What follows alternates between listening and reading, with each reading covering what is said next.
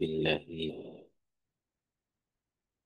أشهد أن لا إله إلا الله وأشهد أن محمد رسول الله اللهم صل وسلم على سيدنا وحبيبنا ومولانا محمد كما صليت على سيدنا إبراهيم وعلى آل سيدنا إبراهيم في العالمين إنك حميد مجيد.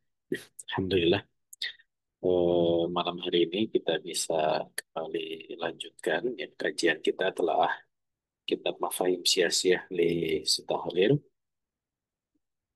Eh, Mohon maaf, minggu lalu tidak bisa terselenggara ya karena saya ada kegiatan ke luar kota, tidak terkejar waktunya. Eh, Insya Allah kita sudah ada di dua bab akhir ya kitab Mafahim Sia-Sia li Sutahadir ini.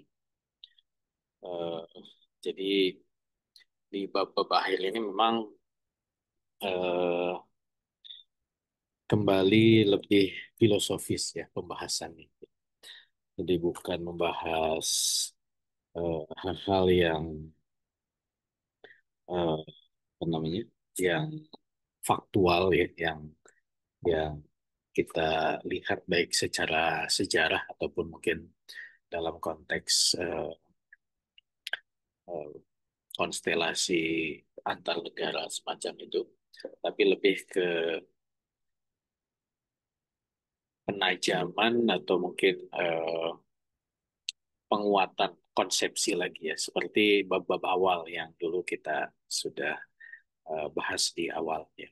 Jadi makanya kemudian judulnya pun eh, lebih lebih normatif, bagaimana mempengaruhi politik dunia gitu ya. Jadi mungkin juga pembahasannya nggak terlalu panjang juga ini ya, walaupun ini satu bab ya. Nah, sebelum nanti di bab akhir kita bahas tentang eh, apa namanya, kesadaran politik ya, semacam itu. Di bab ini eh, ingin menggarisbawahi terkait dengan eh, jadi di bab-bab sebelumnya kan kita menelaah ya bagaimana kemudian dinamika politik internasional itu terjadi gitu. Eh,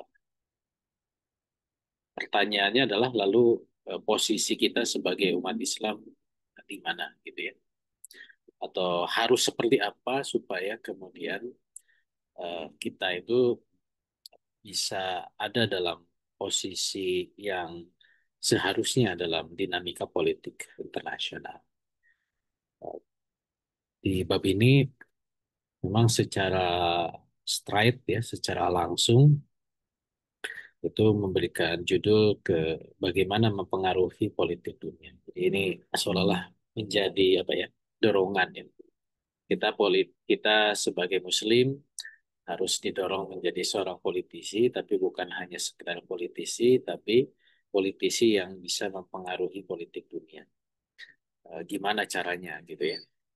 Walaupun di sini sangat ringkas ya di bab ini. Eh, Kalau saya bandingkan dengan apa yang sudah kita kaji di kitab Afkar Sia-Sia, sebenarnya detailingnya itu di situ ya. Pendalamannya itu di kitab Afkar Sia-Sia gitu. Eh, Gimana kita punya kerangka analisis gitu ya. Bagaimana kemudian kerangka itu dibangun sehingga kita bisa menjadi seorang politisi, bahkan politisi level global. Eh, nah, bab ini tuh kurang lebih merangkumkan hal yang seperti itu ya. Kayak memang nanti bahasan-bahasannya itu normatif ya. Nanti saya akan berikan penekanan dari apa namanya, kalimat-kalimat yang dikutipkan di kitab ini. Apa yang kemudian mudah-mudahan ini jadi stressing lah ya, setidaknya kalau yang sudah mengkaji atau yang sedang mengkaji atau yang sedang membaca, stressingnya itu di poin-poin apa gitu ya, itu yang mungkin saya bisa lakukan terkait dengan bab ini, walaupun nanti ada beberapa contoh yang mungkin juga saya coba perkaya ya, terkait dengan bahasan kita di malam.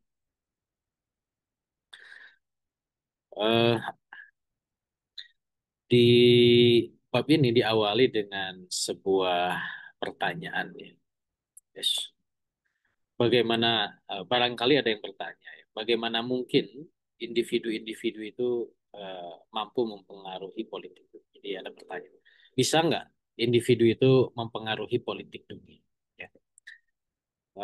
Kalau kita lihat ya bahwa sebenarnya sudah ada kajian lah ya. Setidaknya ada dua buku yang cukup terkenal yang menjelaskan bahwa memang ada orang-orang yang punya pengaruh secara global, ya. Misalkan ada Michael Hart ya, yang menulis 100 orang yang paling berpengaruh sepanjang masa ya. Ini sebuah buku hasil riset yang cukup mendalam dan memang dianggap cukup fair ya. Karena dia eh, mengkaji secara ya ilmiah lah ya, boleh anggap seperti itu. Dan akhirnya kemudian diurutkan. Nah, luar biasanya adalah nomor satu orang yang paling berpengaruh itu adalah baginda Rasulullah Shallallahu Alaihi Wasallam ya. Gitu. Walaupun dia adalah orang Nasrani yang nulis kitabnya. Gitu. Nah, yang menarik itu nomor duanya. Nomor duanya itu adalah Newton, ya, Isaac Newton. Gitu. Eh, jadi pengaruhnya itu ternyata tidak. Kalau Nabi Muhammad itu disebutkan di dalam buku ini bagus untuk dibaca ya. Saya dulu baca waktu SMA ya di perpustakaan buku ini. Walaupun belum ngeh ini buku buku apa gitu ya. Tapi ya saya senang buku-buku biografi ya.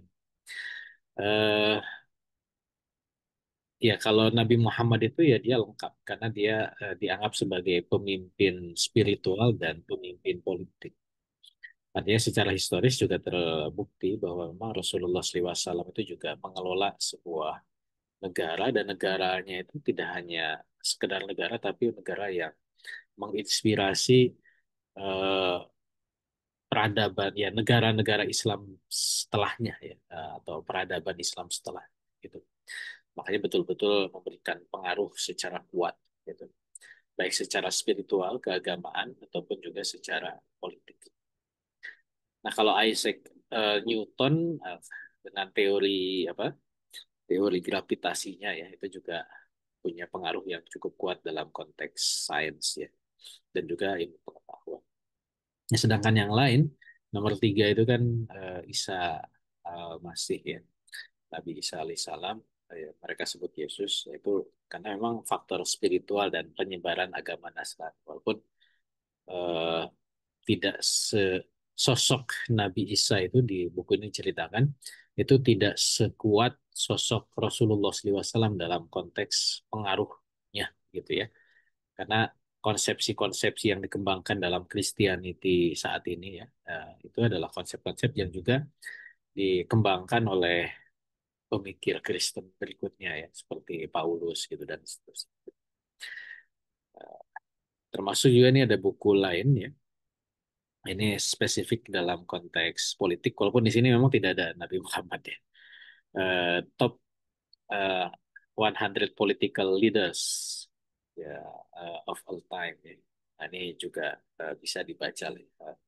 Artinya kalau pertanyaan tadi bisakah ya individu itu mempengaruhi politik dunia? Faktanya kita menyaksikan ada individu-individu yang punya pengaruh secara global ya, menjadi perbincangan ya. Walaupun mungkin apakah dia apa namanya eh, abadi ya permanen gitu atau mungkin dia eh, muncul eh, viral dan akhirnya lenyap dilupakan ya. Eh, Misalkan yang sekarang ya kita pun saat ini ya memperbincangkan beberapa nama di level global ya. Misalkan karena kemarin baru sidang umum Majelis Umum PBB ya.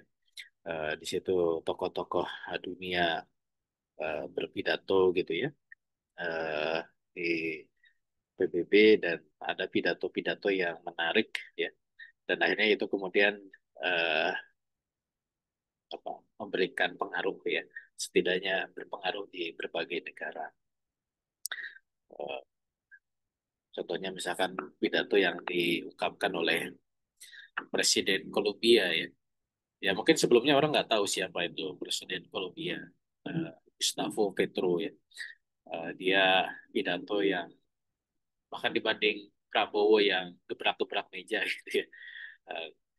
Eh, Gustavo Petro itu kan memberikan seruan-seruan yang eh, non mainstream gitu ya. Dia dari negara Kolombia, Amerika Latin, bukan negara Muslim, tapi pembelaan terhadap Palestina, menyerukan digalang pasukan untuk apa namanya mengusir Israel, membela Palestina. Ini kan juga sosok yang ya saat ini viral gitu ya. Walaupun ya apakah itu nanti tetap abadi dalam benak eh, manusia secara global ya kita tidak tahu nanti berikutnya ceritanya seperti apa. Jadi memang ada sosok-sosok yang mampu mempengaruhi politik secara global. Tapi ada juga sosok-sosok yang kemudian ya ya orang ya tidak tahu gitu ya. Nah, bahkan di negaranya saja mungkin lewat begitu saja. Seperti orang-orang yang di Indonesia misalkan ya, orang-orang yang ada di menteri dulu kan mungkin waktu kecil kita sering menghafalkan nama-nama menteri ya. Nah, sekarang itu menteri saking banyaknya kan kita juga nggak hafal. Tapi ada orang-orang yang duduk di kementerian itu yang karena muncul terus dan mungkin juga dia punya punya pengaruh di masyarakat, akhirnya dia menjadi individu yang berpengaruh seperti itu. Ya dari wajah-wajah ini gitu ya, mungkin juga ada yang familiar kan, politik misalkan ya. Kalau yang nggak familiar ya mungkin kurang baca ya. Ada Winston Churchill, ada Kennedy, ada Mahatma Gandhi gitu ya, ada Abraham Lincoln, ada siapa lagi, Eh, Nelson Mandela dan macam-macam gitu. Tapi ada nama-nama yang mungkin juga ini kok wajah-wajah nggak siapa ya gitu. Nah ini level keberpengaruhannya seperti itu. Nah termasuk juga partai ya. Partai itu juga mungkin bisa dipertanyakan bagaimana mungkin partai akan bisa mempengaruhi orientasi negara itu. Apalagi orientasi ini telah berurat, berakar, dan berlangsung berabad-abad. Bisa nggak partai itu juga memberikan pengaruh secara global? Gitu. Kalau partai itu hanya bergerak secara lokal ya, hanya partai dalam konteks kekuasaan politik lokal, dia hanya muncul pada saat pemilu saja, mungkin juga dia tidak tidak punya kiprahnya secara internasional.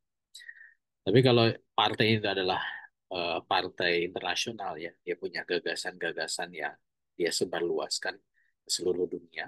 Nah, tentu dia pasti punya punya eh, pengaruh secara internasional. Walaupun misalkan partai itu kalau ini kan data terkait dengan jumlah membershipnya ya banyak. Ya. Ini tergantung negaranya. Kalau negaranya banyak penduduknya kayak India ya, Cina ya, dia wajar lah ya. Tapi apakah dia punya pengaruh secara global? Saya pikir enggak ya. Partai Bharatiya Janata di India, ya dia tidak terlalu berpengaruh secara signifikan. Termasuk juga partai-partai yang lain, karena ini semua bergerak dalam konteks masing-masing negara.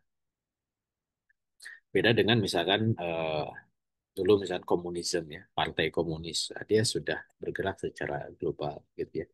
Atau gerakan seperti kalau dalam gerakan Islam itu gerakan Ikhwanul Muslimin misalkan ya. Dia menginspirasi dengan kesamaan ide, baik mungkin di tempat asalnya di Mesir, kemudian juga negara-negara Timur Tengah yang dipengaruhi oleh ideologi Partai Ikhwanul Muslimin, termasuk juga di Asia Tenggara ya. Partai PAS di Malaysia itu juga diduga kuat dapat pengaruh kuat dari gagasan-gagasan Ikhwanul Muslimin. Kalau di Indonesia kan dulu Masyumi misalkan, atau yang belakangan misalkan PK dan eh, yang berubah menjadi PKS misalkan. Awal-awal ya seperti itu. Nah ini contoh bahwa partai pun punya punya potensi untuk mempengaruhi secara internasional. Jadi eh, setiap individu atau partai ya supaya kemudian dia bisa punya pengaruh secara global ya, itu tidak boleh semata-mata hanya sekedar untuk eh, mendapatkan kenikmatan intelektual atau kemewahan berpikir. Jadi ketika seorang individu mau terjun di dunia politik, itu bukan politik ansih ya, dia hanya asik dengan eh, ide-ide politik yang dia pelajari. Mungkin pertanyaan, emang asik baca atau apa namanya berpikir politik itu apakah asik ya? Mungkin kalau yang eh, tidak bergelut ya mungkin apa asiknya. Tapi kalau yang sudah mulai terjun, ya dulu saya ketika awal kuliah ya, saya kan sebenarnya eh, ada apa namanya ya senang gitu ya tadi membaca sejarah, membaca biografi. Itu cikal bakal dari politik ya, sejarah, histori gitu. Makanya ketika masuk ke dunia pembelajaran politik ya. Saya masuk ke Fakultas Ilmu Sosial Ilmu Politik. Di situ dikenalkan dengan buku-buku politik, mulai dipelajari pemikiran-pemikiran politik, mulai dari lokal sampai internasional itu ada keasikan sendiri gitu. Makanya kemudian beli buku ya, baca, mengkoleksi, membandingkan dan seterusnya gitu. Sampai kemudian menemukan kenikmatan berpikir kalau dalam eh, kalimat ini ya, kenikmatan intelektual gitu ya. Menambah informasi, belajar dan menambah informasi demi kepuasan intelektual. Kenapa? Karena emang itu bagian dari fitrah manusia. Mungkin masuk ke goriza bako mungkin ya, eh, naluri untuk eksistensi diri gitu ya. Ada hubusyadah, ada keinginan untuk menguasai. Ketika kita belajar teorinya, kita hidup berorganisasi, baik dulu mungkin di kampus atau di masyarakat, kemudian kita coba terapkan teori-teori politik itu suatu kenikmatan sendiri gitu. Saya ingat betul ketika zaman awal ya, saya dikenalkan oleh mentor-mentor politik saya. Saya memang dulu kan sedikit dongeng, sedikit cerita. Ketika awal mahasiswa baru itu ditemui oleh senior saya dari SMA itu, yang kebetulan juga di kampus yang sama itu ada dari dua latar belakang, dari HMI dan dari GMNI gitu ya. Ada sebuah unit kegiatan mahasiswa di Unpad, UKM ya, namanya KOMAPI, Kelompok Mahasiswa untuk Pengkajian dan Pengembangan Ilmu gitu ya. Sebelum saya eh, kenal dengan masjid ya, ke Masjid Unpad gitu ya. Karena saya juga akhirnya hijrahnya di Masjid Unpad, tapi saya juga dikenalkan dengan sebuah komunitas politik ya. Disitulah dikenalkan dengan teori-teori, buku-buku, termasuk juga trik-trik dan tips-tips politik gitu. Yang itu menurut saya menarik gitu.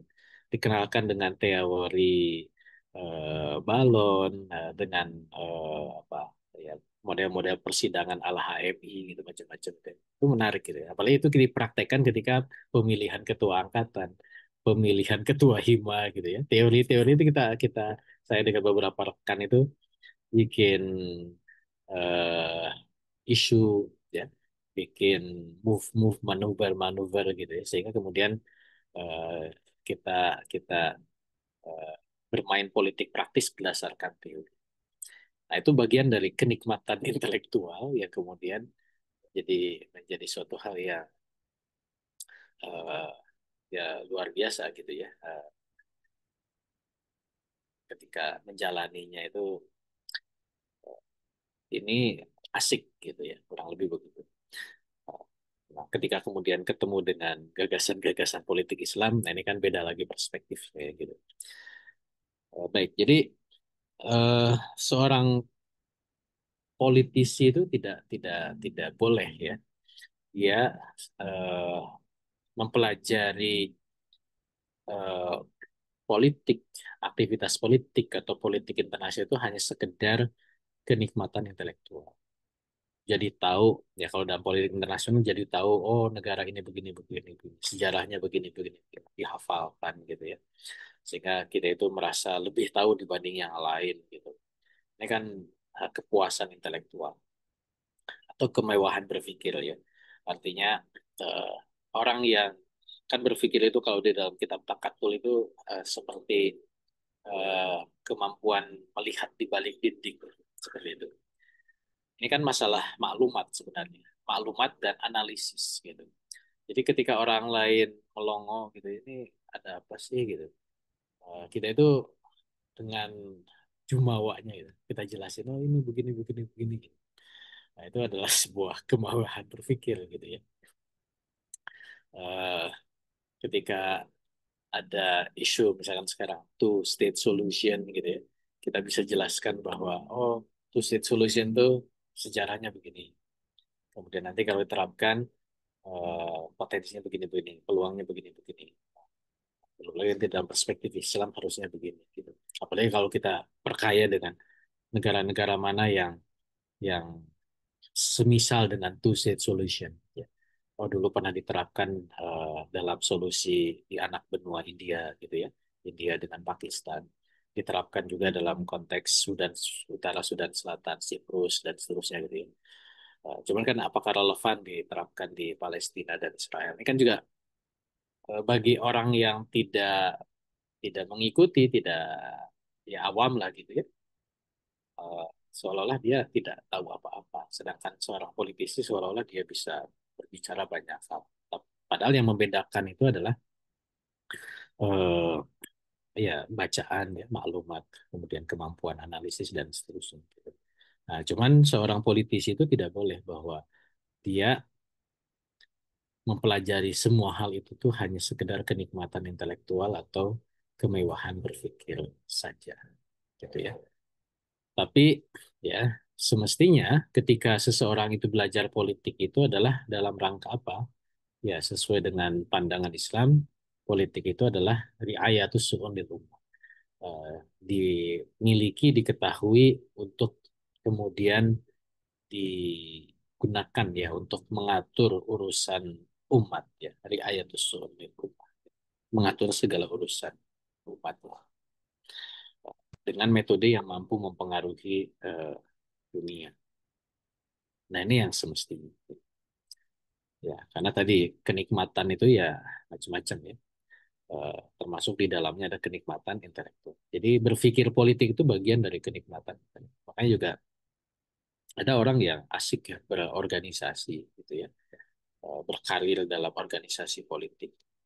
Atau tadi ada orang yang tenggelam dengan bacaan-bacaan eh, seputar politik. Seperti halnya juga kenikmatan intelektual yang lain ya, tidak hanya eh, politik seperti itu. Maka eh, artinya bahwa seorang individu ketika mengikuti aktivitas politik itu tidak boleh hanya sekedar tadi ya kenikmatan intelektual atau kemewahan berpikir, tapi dia harus mendorong dia untuk menjadi seorang politisi. Gitu ya.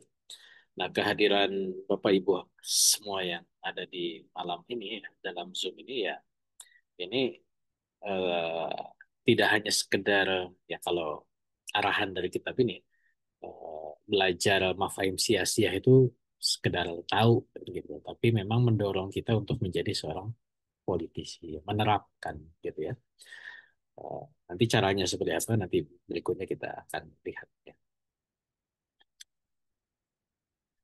Nah, ini ya, tadi sudah diungkapkan. Makanya juga tadi tidak hanya secara global, ini menarik nih. Jadi setiap tahun itu ada eh, ya ini memang populer ya.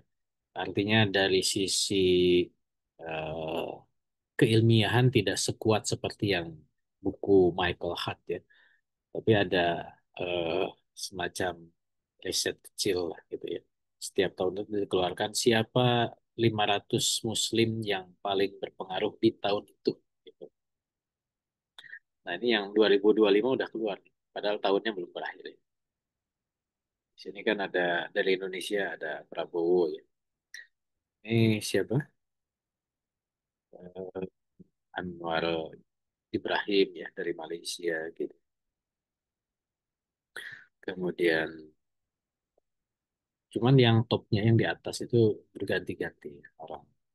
Tapi ada orang yang setiap tahun itu dia berpengaruh. Misalkan seperti siapa Raja Salman. Itu dari tahun 2002, 2004, 2005 itu nongol terus. Dia Presiden Iran kan awalnya Ali Khamenei ya, dan karena meninggal ya, dia ganti. Tapi tetap dia dianggap berpengaruh secara global. Ada tokoh-tokoh yang sama.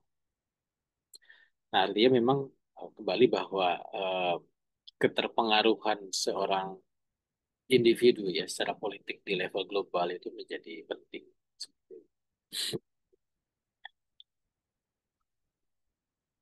Jadi eh, ketika seseorang itu mentasbihkan dirinya untuk menjadi politisi, maka ditegaskan lagi bahwa seorang politisi itu dia tidak akan eh, ya dia pasti akan menjauhkan diri dari tujuan memperoleh kepuasan intelektual.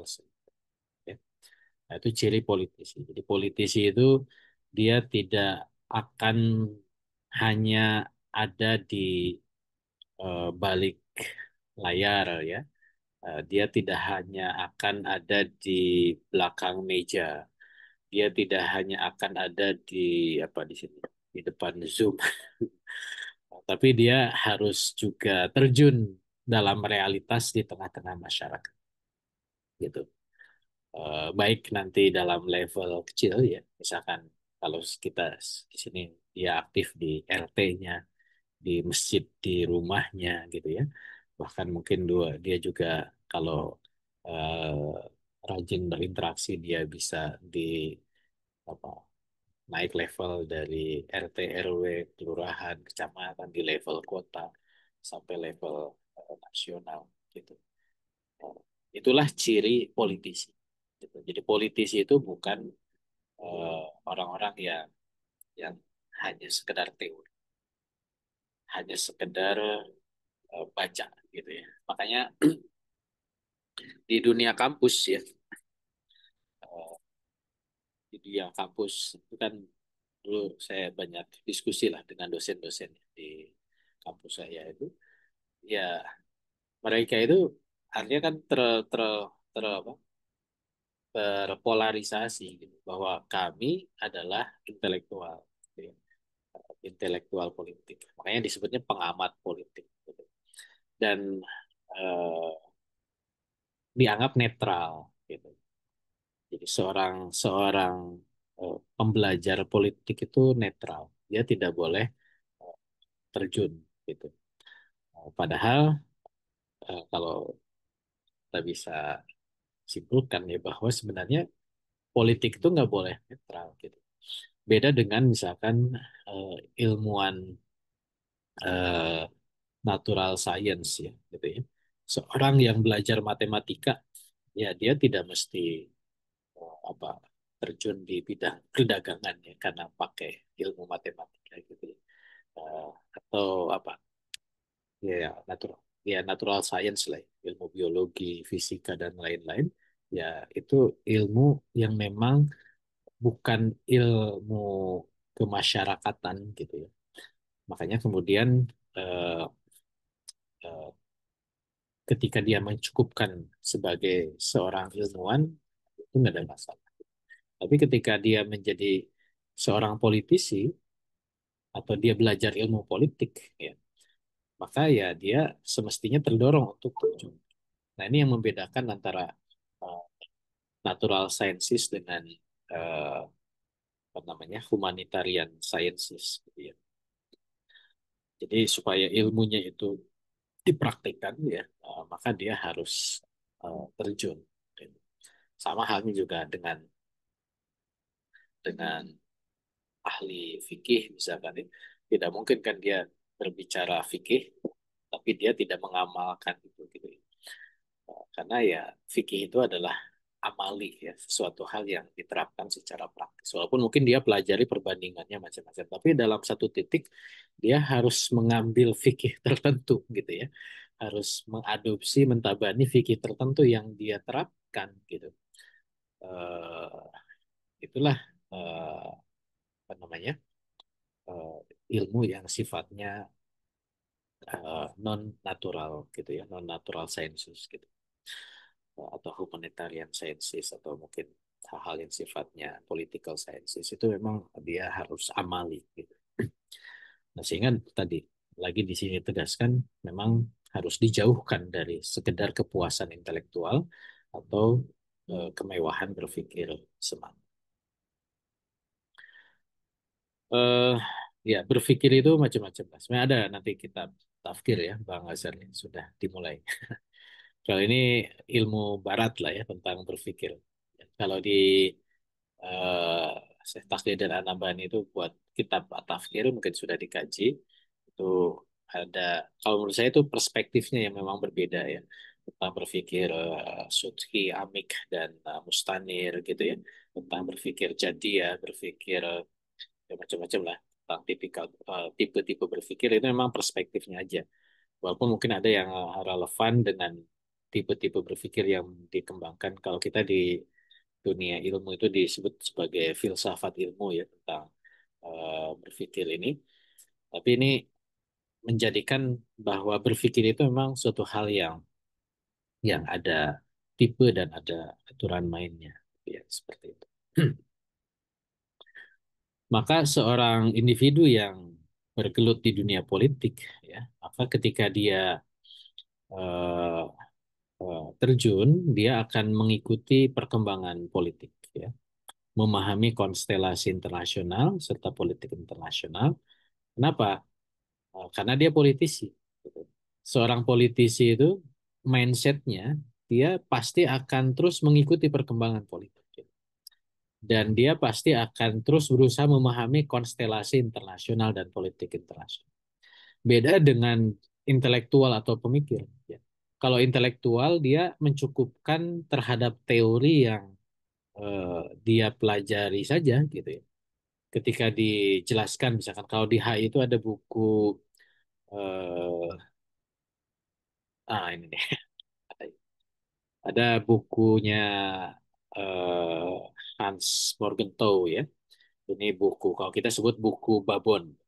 Saya dulu pas awal kuliah buku yang dibeli pertama itu Politics Among Nations, ya. Politik antar bangsa ini terjemahannya. Ini bukunya Morgenthau. Jadi dia dianggap sebagai orang yang pertama mensistematisasi konstelasi internasional lah ya. Tapi ini sudah jadul lah ya.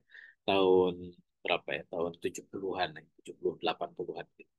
Tapi masih relevan lah kalau kita mau baca ya. Silakan. Eh Seolah-olah bahwa teorinya itu fix gitu. Eh, nah, itu tidak boleh ya.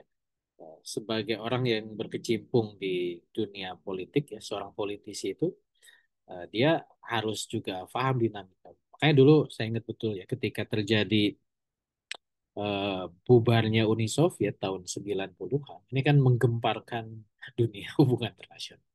Nah, karena nggak ada teori, nggak ada basis teori yang bisa menjelaskan.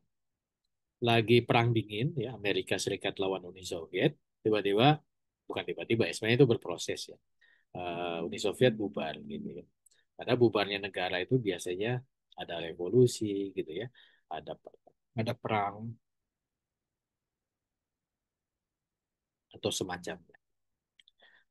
Makanya kalau mencukupkan diri hanya sekedar apa namanya eh, teori ya, eh, hanya sekedar eh, hanya sekedar teori atau eh, kajian keilmuan, maka dia akan gagap ketika melihat dinamika yang terjadi. Sama halnya juga dulu, misalkan dulu pas saya kuliah S1 itu, kita dicekoki dengan sebuah buku ya. Saya juga menarik ya buku itu.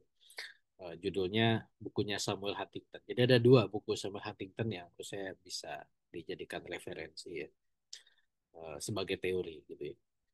Pertama Clash of Nation ya, tentang Clash of Civilization ya, tentang benturan peradaban. Ini buku yang wajib kalau orang-orang HI itu baca ya. Clash of Civilization. Di situ diteorikan kenapa selalu terjadi clash ya antara Barat dan Islam, Ortodoks dengan Katolik gitu ya, Hindu dengan Islam itu diteorikan oleh Samuel Huntington dengan bukunya Clash of Civilization. Dan dengan teori itu kita bisa menjelaskan kenapa kok Pakistan India itu ribut terus gitu ya. Nah, itu dari perspektif Clash of Civilization itu bisa dijelaskan. Termasuk juga kenapa eh, dunia Islam dengan Barat itu apa namanya selalu terjadi konflik. Termasuk juga bisa menjelaskan kenapa kok eh, Turki itu tidak bisa masuk ke Uni Eropa sampai sekarang. Padahal dia ada di Eropa, dia dia sudah Eropa gitu ya, sekuler macam-macam. Tapi ya ada tadi ada ini Islam ini Barat gitu ya. Dalam teori sama Huntington itu bisa bisa menjadi salah satu pisau analisis gitu. Nah, ada satu buku lagi dari Samuel Huntington yang menurut saya menarik. Itu adalah buku The Third Wave of Democratization ya, tentang gelombang ketiga demokrasi. Gitu. Bahwa demokrasi eh, itu adalah eh, ini Barat ya, Samuel Huntington yang bikin. Demokrasi itu adalah tahap terakhir dari peradaban dunia, gitu ya. Makanya ini dilanjutkan oleh bukunya Francis Fukuyama, The End of History ya, bahwa akhir dari sejarah itu adalah demokrasi. Sehingga mereka munculkan semacam postulat ya, semacam apa postulat tuh, semacam teori lah ya, bahwa kalau semua negara itu sudah demokratis itu tidak akan lagi terjadi perang. Karena tidak akan pernah ada antar negara demokratis perang gitu ya. Sehingga semua negara itu harus dibikin demokratis gitu. Nah, ini yang kemudian muncul buku The Third Wave of Democratization gitu. Nah, cuman ketika terjadi Arab Spring ya tahun 2011-an, nah, ini kan juga menjadi menjadi dinamika baru terhadap teori itu gitu. Jadi memang itulah bahwa kita sebagai politisi itu harus mengikuti perkembangan gitu. Tidak cukup hanya mendasarkan kepada teori saja karena teori itu ternyata ada batasan-batasan ya. Eh, Tidak bisa menjelaskan hal-hal yang baru yang terutama karena ini adalah social sciences ya, ilmu-ilmu sosial. Nah, ini nih buku-buku yang kalau mau tahu buku apa buku pegangan lah ya untuk mengikuti dinamika politik internasional ya bisa baca buku ini. Saya ada beberapa PDF-nya ya nanti kalau memang mau boleh nanti saya share ya dengan syarat dibaca. Kemarin share-share juga udah di-share ya beberapa atau udah dibaca.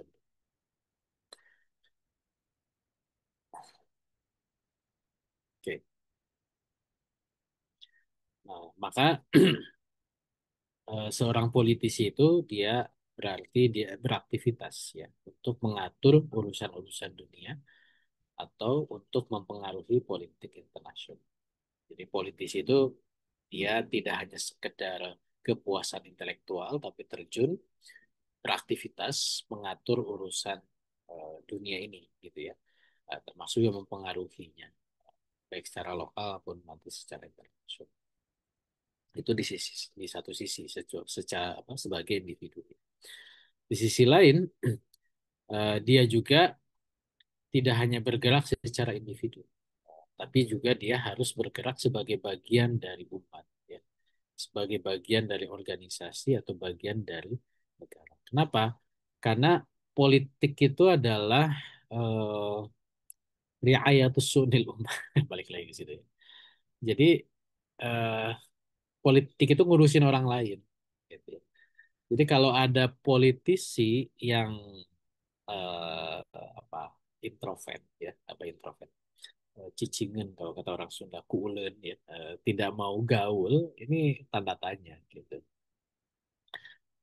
Bagaimana bisa dia menjadi politisi, melakukan riayatus su'un kalau dia tidak menjadi bagian dari umat ya, atau setidaknya dia belajar dari bagian organisasi. Kalau di level RT misalkan ya dia akan aktif di organisasi RT itu ketika dia memang mau berpolitik di RT itu, gitu ya. Ngurusin warganya gitu. Ketika dia mau ngurusin masjid maka dia akan aktif dari organisasi. Dia jadi ya berkarir lah ya. Dia jadi marabut dulu, ngurusin bagian ibadah, lama-lama nanti jadi imam, lama-lama jadi ketua takmir gitu ya. Nah, itu berarti dia politisi yang benar gitu. Dia punya dorongan untuk melakukan riayah gitu. Makanya kalau seseorang yang tidak mau ngurusin orang lain, tidak mau terlibat dalam mengurusi orang, nah ini dipertanyakan kepolitisian gitu ya. Ya, politisi itu adalah orang yang suka ngurusin orang lain, ikut campur urusan orang lain dalam hal yang positif. Gitu. Dia tergerak, terdorong. Nah, inilah semestinya. Jadi sebelum nanti bicara mempengaruhi, ya, dia harus eh, menjadi bagian dulu gitu. Karena nggak mungkin eh, mempengaruhi kalau tidak menjadi bagian. Ya. Walaupun nanti bagian itu kan ya nanti dilihat ya, dilihat situasi. Contoh misalnya ada pertanyaan, ini kan mau ganti negara, kenapa tidak ikut parlemen? Nah itu nanti dilihat dulu gitu. Eh, Tidak ikut parlemen itu bukan berarti tidak mau ngurusi negara ini. Mengurusinya dengan perspektif lain. Karena kan ini bicara dalam konteks politik, tapi kita juga ada batasan-batasan hukum syara yang harus kita taati kan gitu ya. Kayak dulu saya ingat betul ketika saya dorong mahasiswa ya, mahasiswa saya di kampus untuk terjun dalam politik praktis kampus ya. Ayo jadi pengurus BEM ya, pemilihan presiden mahasiswa ikut gitu. Ternyata menang. Nah, repotnya adalah ketika menang itu gimana ngatur interaksi organisasi sesuai syariat Islam, rapat dipisah ikhwan akhwat dan seterusnya. Itu jadi hal yang tersendiri ya, yang menarik gitu ya. Mensosialisasikan ide, gagasan dan fikih yang kita pakai gitu ya. Nah, itu juga tantangan gitu. Sama sebenarnya kalau kita aktif di RT gitu ya, atau di masjid, ya kita punya gagasan-gagasan itu yang mungkin belum familiar, ya karena kita bagian dari proses riayah itu, ya kita harus sampaikan. Dan ya di situ nanti dinamikanya ada pro kontra, ada setuju tidak setuju dan seterusnya. Nah, disitulah nanti ujian kita ya dalam keistiqomahan dan seterusnya. Eh, Itu ya. Jadi harus menjadi bagian. Jadi bukan hanya dia mencukupkan sebagai seorang individu.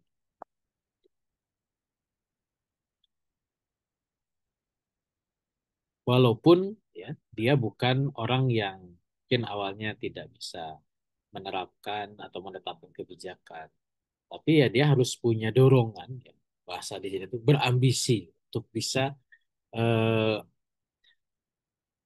menetapkan ataupun menerapkan kebijakan tersebut.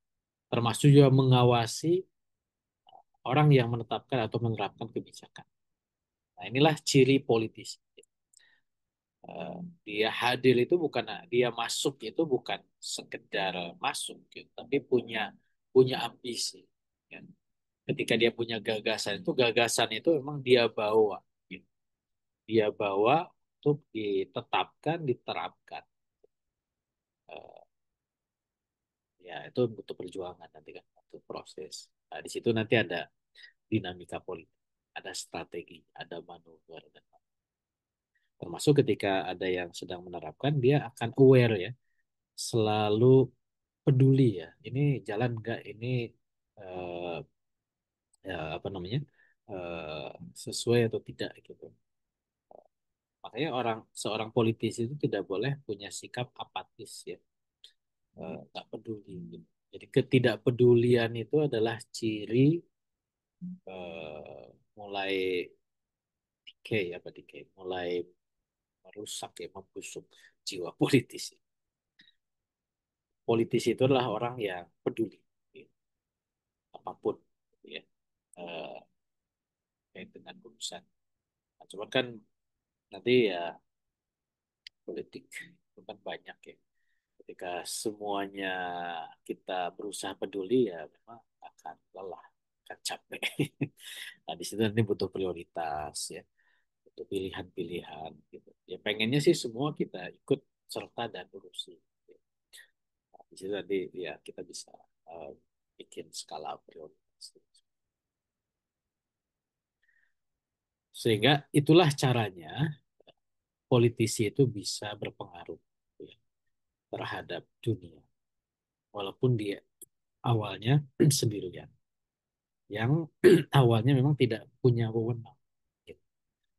Berpengaruh itu kan ketika dia mulai peduli, menyuarakan, mengawasi, terus menonjol ya, dengan kepeduliannya itulah cara untuk bisa berpengaruh. Dan sebenarnya ini suatu hal yang fitrah ya, yang alam. Orang-orang yang kemudian menjadi berpengaruh tadi sosok-sosoknya kita lihat, itu memang orang-orang yang menonjol ya. Dan menonjol itu orang yang terus oh, peduli. Contoh lah hal yang simpel ya, kalau kita di sekolah nunjuk ketua kelas ya, ketua kelas itu orang yang peduli kan. Makanya dulu saya ada ini, atau benar apa enggak ya, tentang teori kepemimpinan. Jadi pemimpin itu adalah pribadi yang dikorbankan gitu ya. Dia disuruh apa gitu. Karena dia yang memang mengorbankan kepentingan dirinya untuk kepentingan anggota. Itulah pemimpin. Teori siapa? Nah, dulu saya diajari teorinya Ki Hajar Dewantara ya. Ada tiga teori kepemimpinan menurut Ki Hajar Dewantara. Pertama adalah ini bahasa Jawa ya. Eh, Ingarso Sungtulodo. Ingarso di depan, Sungtulodo menjadi teladan. Ya. Ing Madya Mangun Karso di tengah dia memberikan semangat. Ya. Eh, Satu lagi Tuturi Handayani di belakang dia memberikan dorongan. Gitu. Jadi pemimpin itu tidak selalu harus di depan. Ketika di depan ya dia harus jadi teladan. Ya. Masih contoh namanya. Saya ikut juga waktu di ospek kuliah itu kan. Pemimpin itu adalah yang uh, know the way, tahu jalan, show the way, menunjukkan jalan, dan go by the way ya. Dia mengikuti jalan itu. Dia tahu jalan, uh, menunjukkan jalan, tahu jalan, dan dia juga uh, menunjukkan jalan. Dia berjalan di situ. Gitu. Jadi menjadi teladan. Tapi ketika dia harus di tengah, ya, uh, dia membangun semangat gitu. Jadi tidak menjadi orang yang terpisah. Dan kalau di belakang ya dia memberikan semangat dorongan seperti itu. Ini makanya bisa memberikan pengaruh gitu ya. Seperti itu. Walaupun tadi ya dia sendirian awalnya dan dia tidak punya wewenang, tapi dengan cara begitu dia memunculkan keterpengaruhan dia. Jadi keterpengaruh apa membuat dia berpengaruh itu diawali dengan care dulu ya, peduli dulu. Sehingga apabila seseorang telah melakukan hal yang demikian, berarti dia telah menjadi orang yang berpengaruh. Nah, nanti kalau dalam level negara pun, kalau semakin banyak orang yang seperti itu, ya, maka negara tempat dia berada pun itu akan dipengaruhi oleh orang-orang yang seperti itu. Dan ketika terus terakumulasi, maka negaranya pun juga akan punya peran seperti itu dalam politik internasional. negara yang peduli gitu ya terhadap urusan negara lain. Sehingga oh ini saudara kita di Palestina peduli gitu. Eh, baik dengan ikatan akidah ya ataupun kalau Islam itu ya dalam dengan ikatan bukan akidah pun ya. Makanya kenapa dulu pada saat Irlandia Utara itu kelaparan itu kan beda akidah ya. Tapi Turki Utsmani itu karena memang dia negara yang peduli gitu ya. Nah, dia bantu gitu. Nah, itulah eh, rahmatan lil alaminnya Islam itu. Karena memang dia menerapkan politik ya, riayatus su'un lil ummah, ya, dakhilian wa kharijan, baik untuk urusan ke dalam ataupun juga urusan. Maka disitulah yang dimaksud dengan buah dari konsepsi politik, ya, buah dari mafahim sias. Jadi eh, nempelnya pemahaman politik ini kita ini kan mafahim sia-sia ya. Bagaimana konsepsi politik itu tertanamkan itu adalah ketika ada negara yang memiliki pengaruh terhadap politik dan konstelasi nasional. Caranya gimana? Dengan adanya individu-individu yang punya kesadaran politik, nah, nanti dibahas di bab terakhir, yang dia itu mampu memahami aktivitas politik yang ada di dunia, terutama yang dilakukan oleh negara-negara. Jadi skemanya itu eh, mafahim siasi itu bisa terwujud ya ketika ada negara yang punya pengaruh. Jadi goal settingnya itu adalah negara yang punya pengaruh terhadap politik dan konstelasi internasional. Yaitulah khilafah Islam. Ya. Daulah Islam itu negara, bukan hanya sekedar negara, tapi negara yang berpengaruh. Ya. Itulah negara adidaya. Itu bisa terwujud kalau ada individu yang diawali dengan individu yang punya kesadaran politik itu. Nanti kita kupas di bab terakhir. Gimana cara menghadirkan kesadaran politik. Individu yang punya kesadaran politik itu pasti dia akan berusaha untuk memahami aktivitas politik, terutama aktivitas politik yang dilakukan oleh negara adidaya. Kenapa harus negara adidaya? Karena levelnya adalah ingin menjadi uh, negara yang dan hanya negara adidaya lah negara yang punya pengaruh. Negara lain ada sih pengaruh, cuman kan tidak signifikan. Gitu.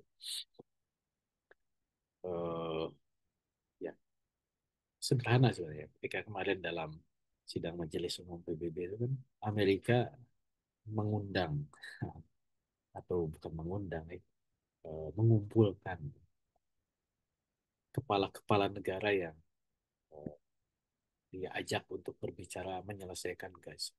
Lahirlah eh, 21 jalan, 21 jalan metodenya Trump ya untuk bagaimana menyelesaikan negara itu. Apa istilahnya itu? 21 poin rencana Trump untuk Gaza. Apakah 21 itu hasil rembukan dengan yang diundang termasuk Pak Prabowo? Enggak kan. Ya dia udah punya si Trump itu. Nih nyusun aja gini gini gini. Nah, siapa yang akan dia butuh bukan dukungan nih, legitimasi politik bahwa oh ini ada dari Indonesia, dari Timur Tengah macam-macam gitu. Tapi kan ada juga yang nggak diajak kan. Negara-negara yang nggak terlalu signifikan nggak diajak gitu ya. Brunei kan nggak ada gunanya juga diajak gitu. Timor Leste ngapain juga diajak kan misalkan. Tapi negara-negara yang punya pengaruh lah yang akan. Cuman level pengaruhnya beda antara dia yang nyeting Amerika ya dengan ini negara level pengaruhnya lebih kecil tapi dia punya pengaruh lain gitu ya. Nah itu diajak untuk jadi lebih kurang lebih begitu ya. Pentingnya negara yang berpengaruh. Nah sehingga ditegaskan lagi bahwa langkah awal ya ini pertama ini bukan urutan ya. Langkah awal untuk mempengaruhi politik dan konstelasi internasional itu adalah menguatkan dulu konsepsi politik itu. Jadi goal setting itu harus clear dulu bahwa kita itu ingin memunculkan negara adidaya Islam. Gitu. Jadi ujung-ujungnya memang kita itu eh, menegaskan apa sih urgensi khilafah, dan itu menjadi jawaban atas apapun. Makanya kok udah ya ujung-ujungnya daulah ujungnya. Karena memang itulah jawabannya gitu. Palestina itu nggak akan selesai kalau tidak ada khilafah. Cuman kan untuk bisa menjelaskan kenapa khilafah, oh, kata orang Sunda itu harus malapah gedang, kan. Harus diurai gitu ya. Karena kalau langsung Palestina khilafah, oh, ini kan orang seolah-olah simplistik ya, mau menyederhanakan, seolah-olah loncat gitu. Sebenarnya bukan loncat, kita sudah paham. Cuman umat kan belum paham gitu ya. Eh, Makanya kita juga harus mampu menjelaskan kenapa harus khilafah. Khilafah itu negara yang berpengaruh adidaya. Kenapa harus adidaya? Karena memang ini gara-gara adidaya, gara-gara Amerika, gara-gara Inggris, gara-gara Prancis gitu ya. Itu harus dihadapi dengan adidaya lagi gitu. Memang harus khilafah dan berbagai penjelasan. Nah, cuman gimana caranya supaya sampai ke khilafah? Nah, ini faktor lainnya. Hal lain nih yang perlu kita juga dalam. Nah, sehingga itu ya, dikristalkan dulu tentang urgensi khilafahnya, yang mengkristalisasi konsepsi politiknya, tentang apa impliasinya. Nah, sehingga nanti individu-individu yang kemudian mulai muncul, kesadaran politiknya itu diarahkan ke sana. Gitu. Sehingga nanti politiknya itu bukan politik atas dasar kepuasan intelektual, bukan hanya sekedar ya politik yang sifatnya lokal atau regional gitu ya. Bukan politik praktis kepentingan personal atau ke partai saja gitu. Nah, itu ada politik yang mengarah kepada uh, mafahim sia-sia tadi. Karena dengan langkah awal tadi ya, itu akan membentuk politisi yang memahami politik dunia, kemudian dia akan memunculkan pengaruh dari suatu negara yang memiliki pengaruh secara global ya politik dan konstelasi internasional. Sehingga disitulah pentingnya atau urgensinya, dan disitulah juga jelas bagaimana nilai-nilai dan konsep gitu. Gimana caranya? Ya nanti daulah itu ya harus sama juga seperti individu. Dia harus eksis ya secara internasional. Jadi tidak mungkin negara itu muncul kalau tidak eksis. Dan eksis itu tidak mungkin tidak kecuali dengan interaksi. Jadi emang ini teori yang luar biasa menurut saya. Interaksi itu penting. Baik nanti di level negara. Jadi supaya menjadi negara berpengaruh secara global, ya dia harus berinteraksi. Sama juga dalam konteks individu ya di awal, bahwa ketika individu itu akan menjadi individu yang berpengaruh, ya individu itu harus berinteraksi juga. Jadi interaksi itu menjadi kunci. Kalau dalam bahasa kitab Takatul Al-Hizbi itu, ya tafaul, ya, tafaul, gitu. Lakukan interaksi. Taharuk, ya. Tajasad, munculnya darah dagingnya Islam, ya, itu akan melahirkan taharuk. Gerak. Gerak itu untuk apa? Interaksi. Interaksi itu untuk apa? Mengkomunikasikan gagasan-gagasan. Jadi kalau ada politisi yang tidak interaksi, ya, ya pasti tidak akan ya, jangankan dalam konteks politik Islamnya, dalam politik lokal ya, demokrasi gitu. Ketika pemilu itu kan apa yang dilakukan oleh para caleg ya? Ya berinteraksi. Gitu. Walaupun ada money politik macam-macam itu kan bumbu-bumbunya, ya. Walaupun bumbunya kebanyakan. Tapi supaya mereka mendapatkan dukungan dari konstituen itu kan interaksi. Gitu. Mereka terjun ke tengah masyarakat, kampanye macam-macam, menyampaikan gagasan. Gitu. Cuman kalau sesaat apa namanya 5 tahun sekali ya pasti gagal gitu. Kecuali dengan politik uang seperti itu. Tapi kalau dia sudah punya basis massa, sudah memang membangun interaksi dari awal, kepercayaannya muncul, keterpengaruhannya itu dirasakan, ya mudah itu mendapatkan suara. Nah, negara juga sama. Nah, ini ada bukunya ya, International Interaction. Jadi interaksi itu ada 5 hal. Ini sedikit teorinya. Pertama, itu adalah keniscayaan dari globalisasi. Dunia ini semakin mengglobal, maka eh, itu akan memudahkan kita untuk interaksi. Ya, kayak kita lah. Ini kan Bang Azhar di Medan, saya di Cimahi. Di sini ada yang Bogor, ada Bang Hilal dari Bogor, mana lagi macam-macam.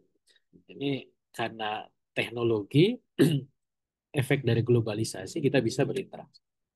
Interaksi itu dipengaruhi oleh globalisasi. Dulu eh, ya kirim surat kapan, nyampe kapan, dijawab kapan gitu. Tapi dengan kayak gini kan live ya, langsung seketika gitu ya, tanpa jeda waktu gitu, tanpa delay. Itu akibat dari globalisasi.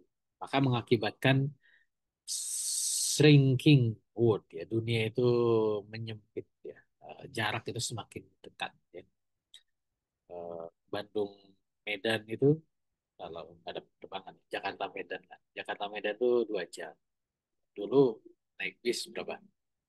2 hari 2 malam gitu ya. Semakin dekat ya. Bandung atau Jakarta Mekah hanya 7 jam saja. Jakarta Turki hanya 12 jam saja. Jakarta London hanya 15 jam saja gitu ya. Jadi semakin dekat gitu. Itu akibat, dan ini membuat interaksi itu semakin intens ya. Selain globalisasi juga interaksi itu karena dunia semakin semakin menyempit gitu. Ya, sebenarnya bukan menyempit ya, tapi dengan teknologi itu. Tapi tetap dalam interaksi itu berlaku hukum core and periphery. Ya. Ada negara atau wilayah yang inti, ya, core, ada yang periferal. Eh, Peta yang satu lagi mungkin. Nah, ini. Jadi ya dilihat dari bulatnya ya. Bulat yang gede, ini bukan berarti negaranya gede, tapi intensitas ini dari garis-garisnya. Semakin banyak garisnya berarti interaksi dari negara masing-masing itu semakin intens. Sehingga muncullah core and peripheral. Eh, Timor Leste nggak ada di sini karena dia peripheral, pinggiran. Gitu. Dari India mau ke Timor Leste pasti lewat Singapura dulu, mungkin nanti baru ke Timor Leste. Gitu. Indonesia mau ke Maldives misalnya, kan nggak ada langsung Indonesia Maldives. Mungkin Indonesia Singapura, Singapura India, India Maldives. Maladewa ya Maldives. Katanya ada pantai yang indah di sana, katanya. Cuma kena tsunami langsung. eh Indonesia dengan mana? Chili. Ya. Nah, ini kan sama-sama periferal. Dia akan naik ke core dulu ya. Mungkin Indonesia ke Singapura, Singapura ke Amerika, Amerika baru ke Chili misalnya. Gitu ya. Itu yang hukum yang berlaku, ada core and peripheral. Eh, dan itu bisa bergeser. Kadang ada yang awalnya core menjadi peripheral gitu ya. Dulu eh, mana ya? Ya Amerika itu dulu peripheral ya. Eh, nggak ada itu Amerika dalam peta dunia gitu ya. Yang core itu ya kawasan Mediteran. Gitu. Tapi ya sekarang Amerika jadi core. Di Asia misalkan dulu yang terkenal jalur sutra. Ya. Sehingga wilayah Uzbekistan, Kazakhstan gitu ya. Itu dulu mungkin masih core. Tapi sekarang periferal. Orang ngapain ke situ? Gitu ya. Jadi lewat. Sekarang justru yang core itu misalkan karena memang penerbangan udara ya. Orang pasti terkenal dengan Qatar, Doha, Abu Dhabi gitu ya. Sebagai hub eh, negara tempat, makanya di sini muncul kan UEA, Uni Emirat Arab ya, Abu Dhabi, di situ ada Qatar, Saudi juga coba coba bersaing ya. itu menjadi core, wilayah core gitu. Baghdad yang dulunya core zaman kekhilafan Islam, sekarang kan orang ngapain ke Baghdad gitu ya. Kota kecil, ibu kota Irak gitu ya. Sama juga Damaskus gitu ya. Kemarin ada tulisan yang menarik tuh. Ketika Dahlan Iskan itu sedang berkunjung ke Damaskus, ya, dia cerita tentang bagaimana situasi Damaskus sekarang pasca jatuhnya siapa? Bashar Assad gitu ya. Dan kata dia, ya, saya belum pernah ke sana juga, bahwa sekarang mulai naik ya perekonomian, mulai rame lagi lah, gitu, mulai hidup gitu. Eh, eh, Mengingatkan kejayaan masa lalu Damaskus itu kan juga pusat kekhilafan Islam pada masa Umayyah gitu. Dulu core, tapi sekarang jadi perifer. Nah, termasuk juga dalam interaksi itu ada case study ya, ada kasus-kasus tertentu yang mungkin juga perlu dipelajari bagaimana menghadapi negara ini dan seterusnya. Termasuk juga hal lain. Nah, maka eh, tegaskan bahwa interaksi itu penting. Individu dalam masyarakat tidak akan eksis kecuali dia interaksi. Ya. Kedudukan individu di tengah masyarakat itu akan bergantung kepada interaksinya di tengah masyarakat. Jadi makanya interaksi itu menjadi poin penting untuk meningkatkan level ke berpengaruh. Jadi kalau ingin meningkatkan level pengaruh kita ya secara individu, caranya interaksi. Kalau kita tidak mau berpengaruh ya nggak usah interaksi. Kita mau berpengaruh di level apa ya interaksi,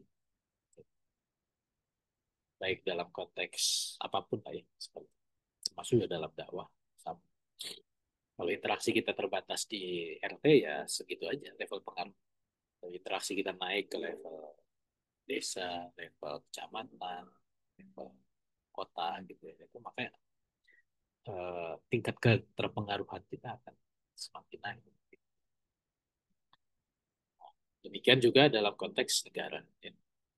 Negara juga eksistensinya akan dipengaruhi oleh interaksi dan kedudukannya akan naik turun ya, sesuai dengan level interaksi. Makanya kalau kita berpikir ngapain sih ini presiden Indonesia jalan-jalan mulu ke luar negeri, ya itu karena ingin meningkatkan level pengaruh. Walaupun nanti ada faktor lain ya tentang kapabilitas negara. Tapi interaksi itu setidaknya itu menunjukkan eh, ya gaul lah ya, dikenal gitu ya. Daripada dia nggak pernah kemana-mana ya nggak akan dikenal. Gitu. Walaupun itu nanti butuh effort, gitu. butuh butuh daya dukung. Gitu. Karena sering interaksi tapi daya dukungnya lemah juga nggak ada gunanya. Oke ya. Nah ini kalau dalam teorinya ya, apa saja atau siapa saja aktor utama dalam interaksi global. Yang biasanya yang berinteraksi itu adalah negara yang berdaulat dan juga punya kekuatan sovereign states and powerful regional grouping atau organisasi. Ini dia punya pengaruh dalam interaksi global. Juga ada political leaders and ideologies. Jadi pemimpin-pemimpin ideologi dan politik level dunia. Kemudian ya organisasi internasional ya walaupun ini juga sangat bergantung kepada negara ya. Ada NGO sekarang ya. NGO itu ya termasuk gerakan-gerakan politik internasional. Ikhwanul Muslimin, Hizbut dan Jamaah Tabligh itu NGO. Ketika sering berinteraksi pasti dia punya pengaruh. Termasuk ya dalam ada MNC-DNC organisasi atau perusahaan-perusahaan juga saat ini menjadi major aktor ya dalam global. Nah, terakhir di bab ini disimpulkan bahwa eh, daulah Islam ya, jadi negara yang memang harus diwujudkan sebagai wujud dari penerapan syariat Islam dan juga dia mengemban amanah untuk membawa risalah ke seluruh penjuru dunia itulah negara ideologis ya. Dan tugasnya adalah dakwah ilal alam ya. Makanya karena daulah Islam itu tugasnya adalah dakwah ilal alam, ya, maka dia harus punya kedudukan internasional dan dia harus punya pengaruh dalam interaksi internasional. Sehingga kalau ada daulah-daulah Islam yang eh, tidak berinteraksi secara internasional dan tidak punya pengaruh, yaitu bukan daulah yang hakiki. Gitu ya. Nah, daulah Islam itu harus daulah yang dirancang, dia punya kedudukan internasional dan punya pengaruh internasional. Sehingga politisinya pun ya harus punya konsepsi politik internasional, bukan hanya sekedar politik lokal dan regional. Jadi penting nih, gitu ya.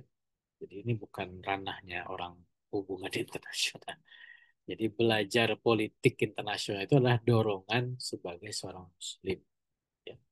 Muslim yang diamanahi untuk mengemban Islam, Islam yang nanti diwujudkan dalam bentuk daulah khilaf, daulah khilafah yang akan mengemban dakwah Islam ilal alam. Nah, jadi seperti ya, alhamdulillah nih. Walaupun ini mungkin tidak ada orang HI-nya ya, semuanya pengen belajar politik internasional. So, nah, sehingga dengan demikian tidak ada alternatif ya. Eh, Mengingat negara bagi Muslim tadi itu adalah daulah Islam, ya Muslimnya itu harus punya kesadaran politik yang sempurna. Keislaman mereka, sifat negara mereka sebagai negara Islam, tugas pokok mereka itu mengemban dakwah ilah. Sehingga dari sini penting punya kesadaran politik yang sempurna. Gitu ya.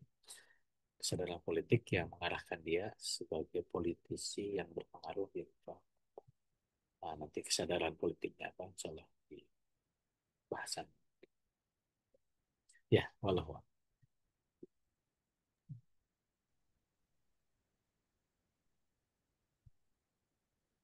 Ya, Alhamdulillah. Syukuran Ustaz atas pemaparannya dan penjelasannya. Insya Allah buat Bapak Ibu ini kita buka sesi diskusinya. Ya, seperti biasa buat Bapak Ibu yang ingin bertanya, sudah ada pertanyaan yang masuk Ustaz.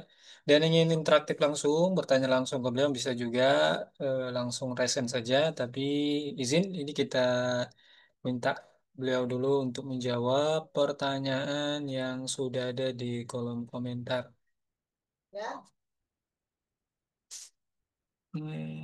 Ini dari akun Ibu atau Mbak ya? Ya, Ibu atau Mbak Pipit. Pertanyaannya ada dua pertanyaan. Mungkinkah seorang pemula minim ilmu politik, ilmu HI, dan seterusnya mampu menjadi politisi? Bagaimana mengawalinya? Karena meski mengkaji siasi, tetap saja sulit menganalisa kejadian kontemporer. Pertanyaan pertama dari Mbak atau Ibu Pipit tadi. Yang kedua, jika menengok sepak terjang Amerika yang berlagak sebagai polisi dunia, bagaimana gambaran khilafah mempengaruhi konstelasi internasional? Misal, kalau Gaza pasti akan dibebaskan, tapi apa yang akan khilafah lakukan terhadap konflik seperti yang terjadi antara Ukraina, Rusia, Cina, dan Taiwan? Nah, bagaimana saat khilafah jadi politisi dunia juga nggak kayak Amerika nih? Nah, mungkin begitu Sat.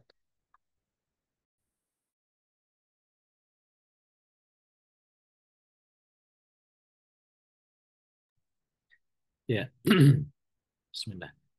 Yang pertama, jadi eh, harus dibangun dulu bahwa menjadi politisi itu adalah konsekuensi sebagai seorang Muslim. Nah, ini kan baru ya, bahwa Muslim harus jadi politisi ya. Ini jadi quote baru nih. Eh, itu ini jarang ya kita kita temukan. Muslim itu harus menjadi politisi. Dan menurut saya ini apa ya, hal yang mendasar ya,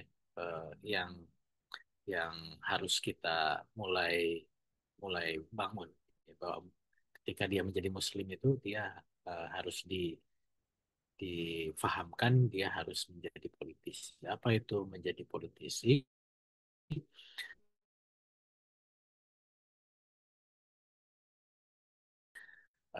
Menjadi orang dari ayat tersebut dan politik itu adalah suatu hal yang mulia, bukan hal yang kotor, bukan hal yang buruk ya, karena dia mengurusi orang lain gitu.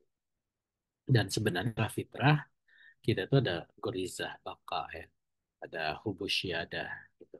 Ada naluri untuk eh, eksis, naluri untuk berinteraksi, naluri untuk eh, memimpin gitu ya. Dan tentu eh, disinilah Islam punya panduan, punya aturan gitu.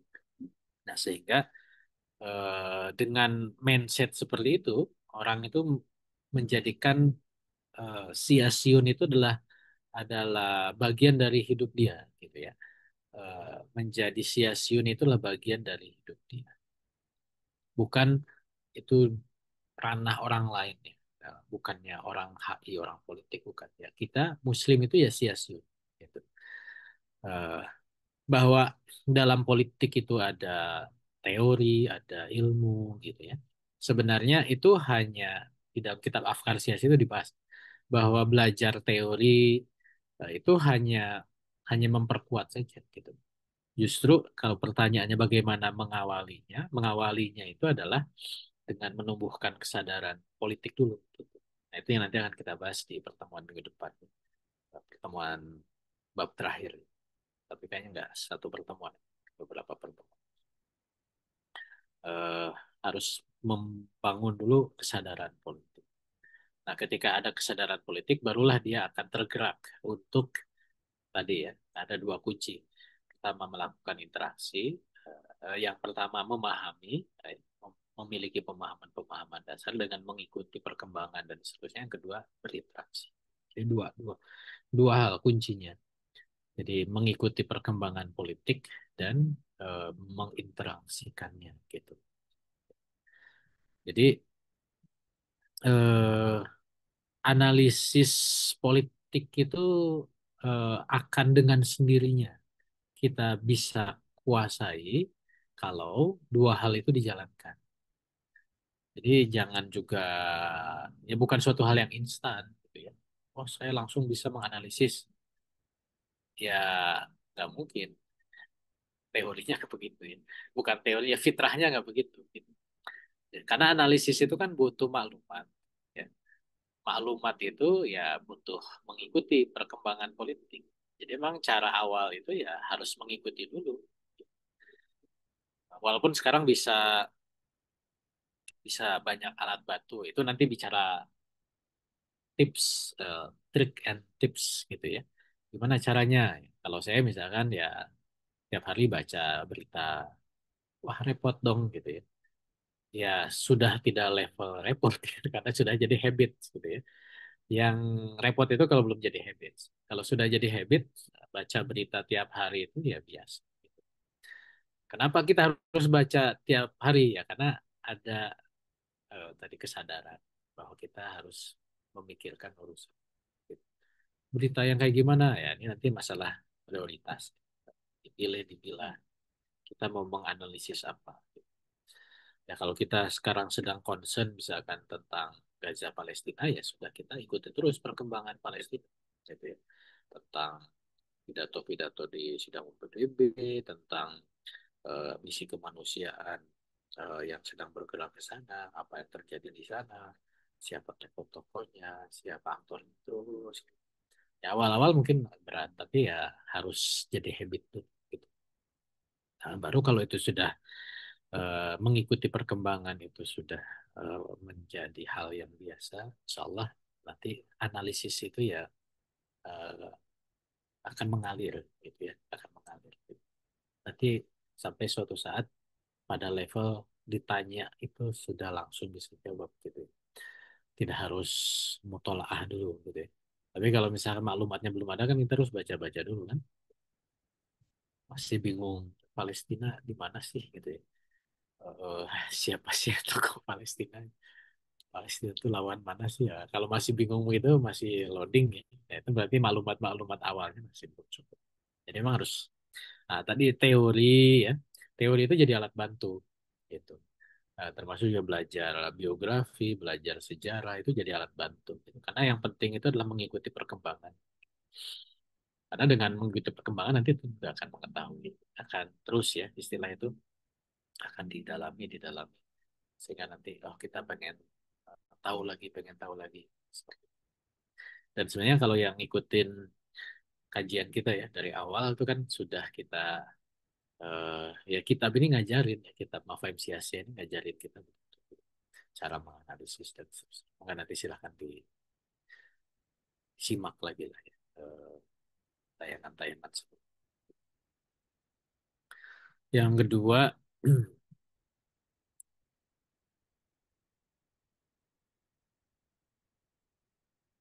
ya ya ketika khilafah itu menjadi adidaya lagi ya berpengaruh secara global ya pasti Gaza dibebaskan betul. Apakah dia akan juga berperan dalam berbagai konflik internasional? Ya bisa gitu ya. Nanti bergantung kepada eh, apa namanya? Ada kepentingan dunia umat Islamnya enggak gitu ya. Eh, Kayak Ukraina Rusia. Kalau Ukraina Rusia itu pasti. Kenapa? Karena kan wilayah Ukraina itu adalah tanah eh, tanah Khorezia ya. Nah, ini kan lagi-lagi masalah sejarah. Dari mana kita tahu itu tanah Khorezia? Karena dulu wilayah kekuasaan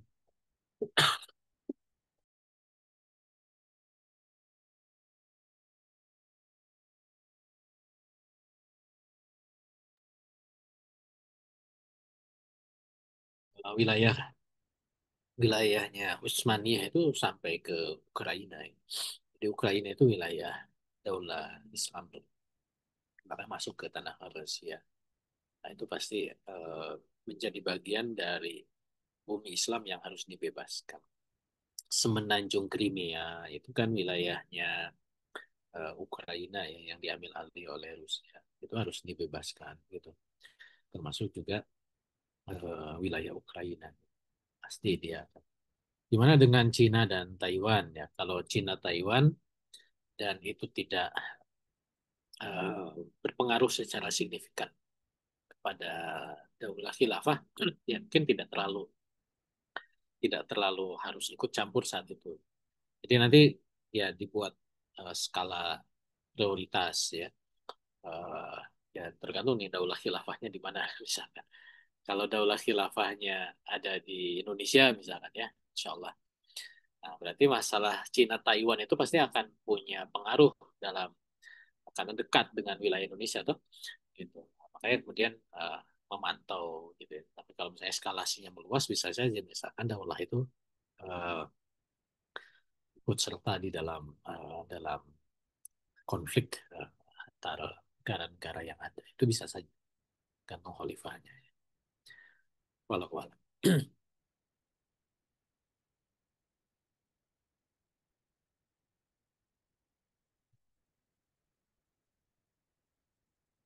Alhamdulillah, ya, ditanggapi oleh beliau. Terima kasih, Ibu. Waiyakum.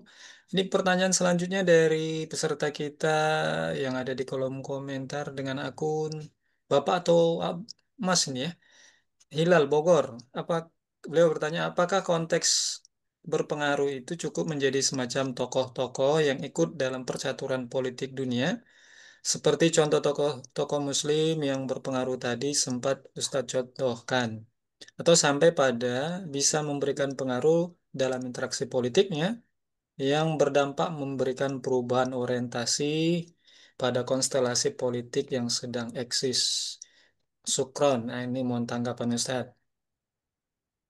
Ya, kalau apa list tadi ya yang saya gambarkan itu sebagai contoh aja bahwa tokoh-tokoh itu juga eh, ada yang meriset bahwa dia punya level keterpengaruhan gitu ya. Terlepas dari alasan keterpengaruhan kepengaruhannya apa ya itu nanti bergantung kepada jenis risetnya seperti apa. Nah, cuman yang dimaksud dalam kitab ini kan tidak sekedar itu ya, tidak sekedar itu. Tapi memang betul dia punya pengaruh ya, seperti yang tadi disebutkan dalam interaksi politiknya dan juga pengaruh dalam konteks apa, kenegaraan yang konstelasi secara internasional gitu.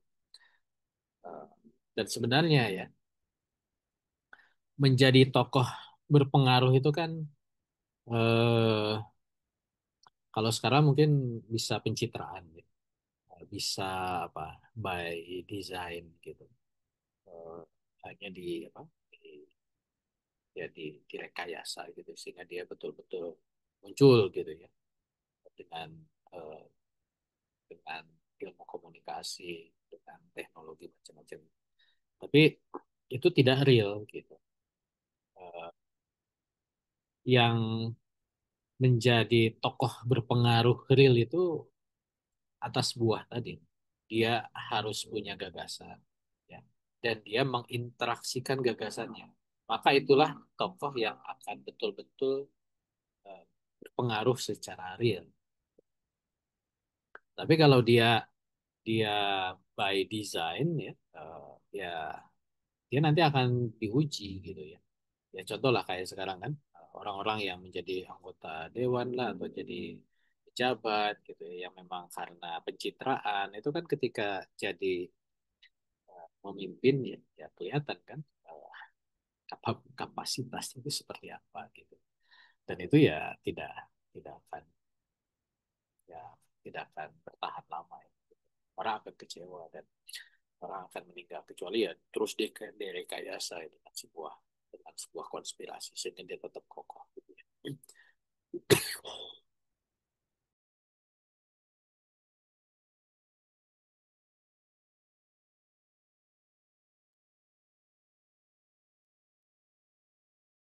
Karena dia harus tadi ya, mengkomunikasikan gagasan dan eh, dan itu alami ya, alami ya. Seperti apa namanya ya, kita dicontohkan ya oleh Rasulullah SAW dan para sahabat pun kan begitu ya. Para sahabat yang kemudian menjadi orang-orang yang memimpin gitu, kekhilafan Islam. Abu Bakar, Umar, Utsman, Ali itu memang orang yang eh, punya ide dan menginteraksikan ide. Kemudian mereka teruji kepemimpinan. Dan generasi berikutnya kan juga begitu. Eh, Para pemimpin Islam itu orang-orang yang memang punya karakter yang kuat gitu.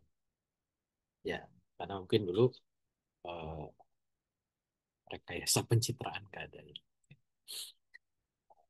Atau di Indonesia lah ya, tokoh-tokoh yang eh, generasi awal ya, awal kemerdekaan gitu.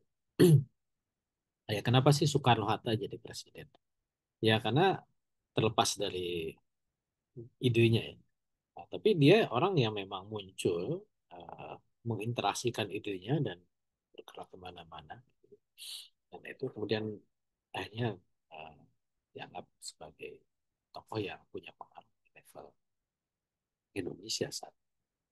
Tapi kalau presiden-presiden sekarang kan kita bisa lihat gitu ya. Misalkan ya presiden sebelumnya ya, sebelum Prabowo itu kan proses engineering itu kan terasa gitu ya. Dari wali kota Solo, ada SMK, kemudian gubernur Jakarta dan seterusnya gitu ya. Itu bukan orang yang hasil ya apa sih gagasannya, apa sih idenya gitu ya. Ya, mana saya tahu kok tanya saya. Jadi kurang lebih begitu ya. Insya Allah. Ya, Alhamdulillah. Sudah terjawab ini, Ustadz, di kolom komentar. Coba kami konfirmasi dulu buat jamaah kalau memang masih ada yang mau bertanya. Kita mungkin satu pertanyaan lagi lah kalau memang ada yang ingin bertanya. Em, ta- Tadi ada yang terhapus ya.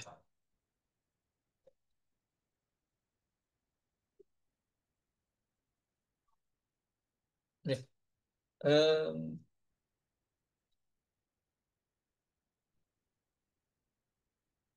oke. Berarti ini sebagai pertanyaan penutup Ustaz, dari saya terkait dengan eh, apa ya, sederhananya begini Ustaz, bahwa kita adalah bagian dari aktivis partai politik kita bilang. Sehingga eh, terkadang pertanyaan muncul di masyarakat bahwa partai yang kita berada di dalamnya punya cita-cita yang cukup besar, tetapi aktivitas politik yang kita lakukan itu mungkin yang dinilai mereka tidak ada kaitannya dengan perubahan politik eh, secara praktis ya di politik praktis kita bilang saja begitu. Kemudian yang mereka lihat itu adalah aktivitas kita yang sifatnya itu kepada aktivitas apa namanya kaderisasi yang sifatnya eksklusif ya, yang itu dinilai mungkin tidak ada kaitan langsung dengan target perubahan sistemik atau perubahan kondisi kekinian. Kalau dilihat dari sisi bahwa aktivitas politik itu punya peran penting, diantaranya adalah melakukan pembinaan terhadap para aktivis di dalam partai tersebut. Nah, dan kadang penilaian ini menjadikan mereka eh, seperti orang-orang yang punya perjuangan politik yang berbeda atau yang ingin mungkin sistemnya tetap bertahan.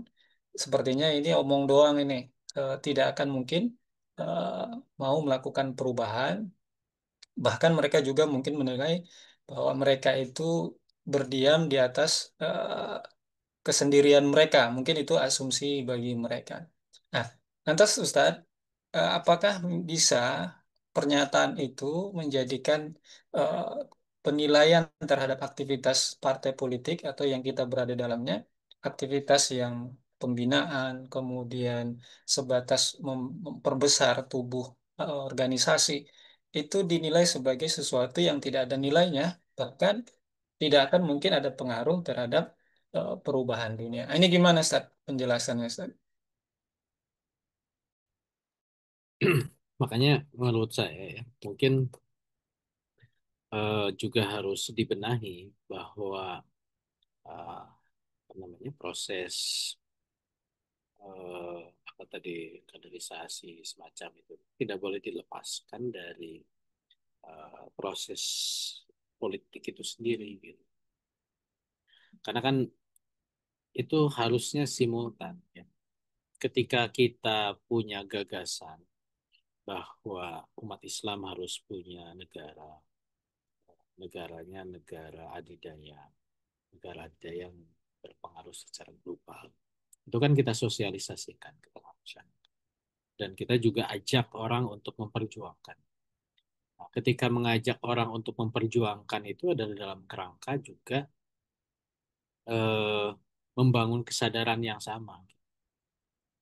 Jadi bukan apa ya, kaderisasi internal organisasi itu bukan sesuatu hal yang seolah-olah terpisah gitu ya dari realitas masyarakat itu nggak boleh gitu.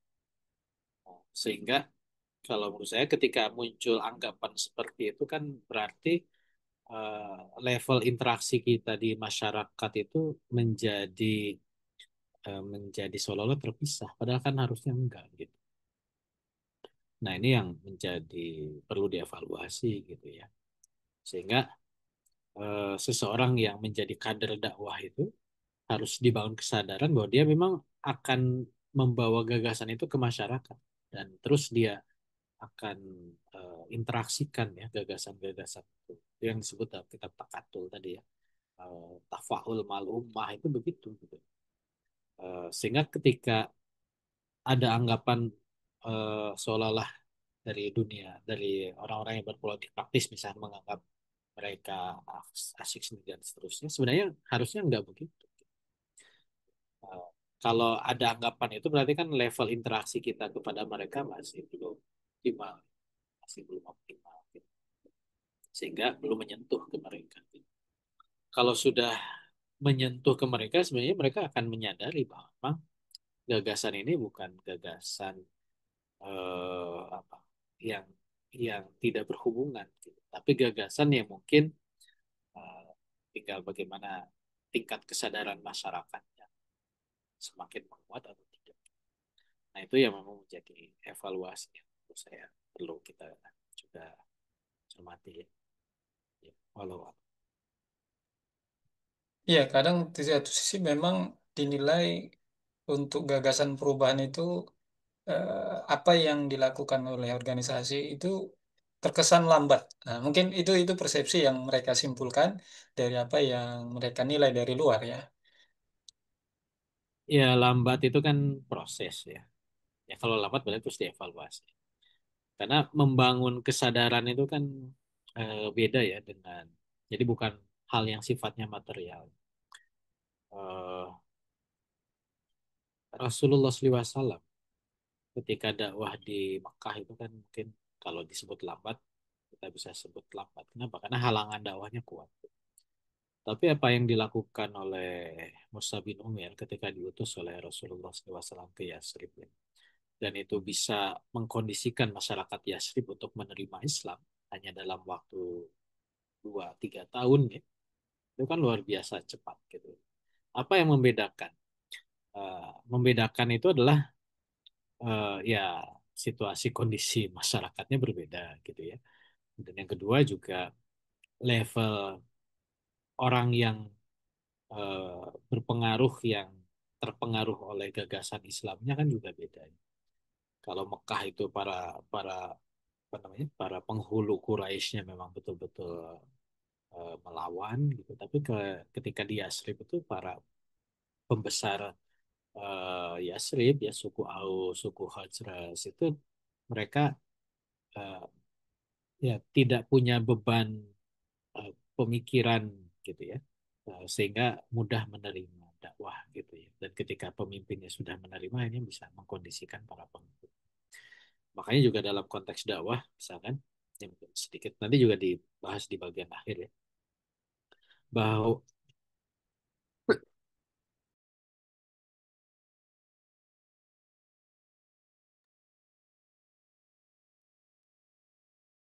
menginteraksikan gagasan Islam dengan uh, kepada orang-orang yang berpengaruh itu penting.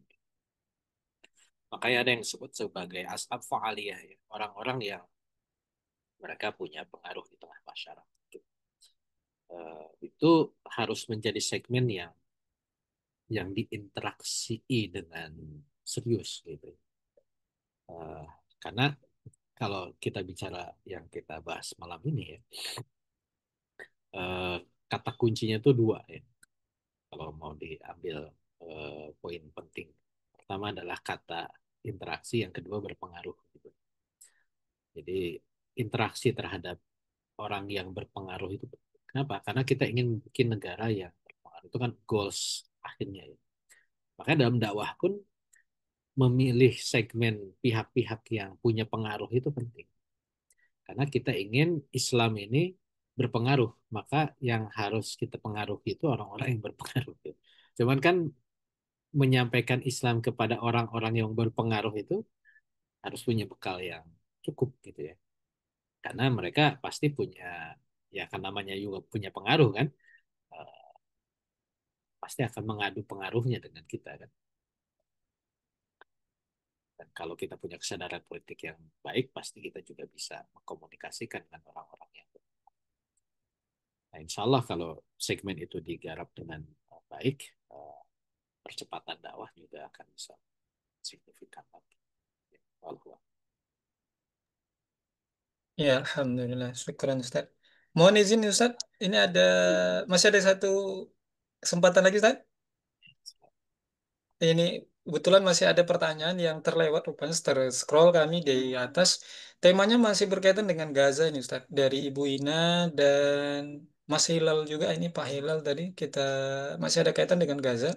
Kalau dari Ibu Ina melihat Gaza sekarang, terlihat umat Islam lemah. Apakah ini akibat umat Islam semakin jauh dari politik Islam, tetap terbawa arus politik Barat? Ini dari Ibu Ina, dari Mas Hilal atau Pak Hilal tadi. Contoh seperti seruan Hizbut Tahrir dalam penentangan atas solusi dua negara yang mana itu adalah skenario politik Amerika di Timur Tengah. Apakah ini bisa jadi contoh bagaimana partai bisa mempengaruhi politik dunia? Ini dua pertanyaan yang ada kaitan dengan Gaza nih, Ustaz. Mohon Ya, tanggapannya nih, Ustaz. ya, dari perspektif ini bisa disebut bahwa umat Islam itu lemah ya.